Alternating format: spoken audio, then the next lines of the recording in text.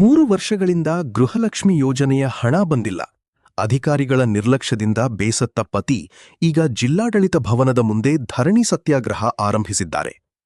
ಕೊಪ್ಪಳದಲ್ಲಿ ನಡೆದಿರುವ ಈ ಘಟನೆ ಈಗ ಎಲ್ಲರ ಗಮನ ಸೆಳೆಯುತ್ತಿದೆ. ನಮಸ್ಕಾರ, ಟ್ರೂತ್ ವಾಯ್ಸ್ ಕನ್ನಡಕ್ಕೆ ಸ್ವಾಗತ.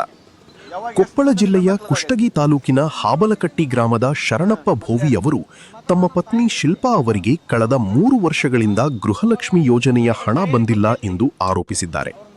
ಅವರ ಹೇಳಿಕೆಯ ಪ್ರಕಾರ ಗೃಹಲಕ್ಷ್ಮಿ ಯೋಜನೆಗೆ ಸಲ್ಲಿಸಿದ ಅರ್ಜಿ ಆನ್ಲೈನ್ನಲ್ಲಿ ಸರಿಯಾಗಿ ಅಪ್ಲೋಡ್ ಆಗದೆ ಸಮಸ್ಯೆಯುಂಟಾಗಿದೆ. ಈ ಕುರಿತು ಹಲವು ಬಾರಿ ಅಧಿಕಾರಿಗಳನ್ನು ಸಂಪರ್ಕಿಸಿದರೂ ಯಾವುದೇ ಪರಿಹಾರ ಸಿಕ್ಕಿಲ್ಲ ಎಂದು ಅವರು ಅಸಮಾಧಾನ ವ್ಯಕ್ತಪಡಿಸಿದ್ದಾರೆ.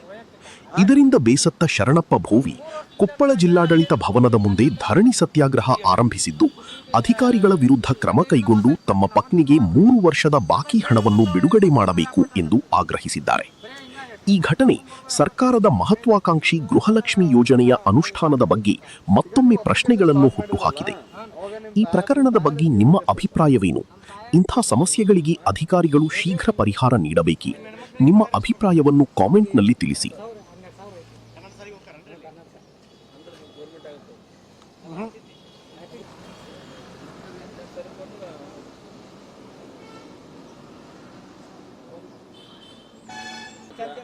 ಡಾಕ್ಯುಮೆಂಟ್ಸ್ ಅವರು ಮಾಡೋದು, ಬಟ್ ಅಲ್ಲಿ ಗಮನಕ್ಕೆ ತರಬೇಕಾಯ್ತು. ಇಲ್ಲಿ ಡಿಡಿಪಿ ಸಂಬಂಧ ಕೊಡ್ತಾರೆ.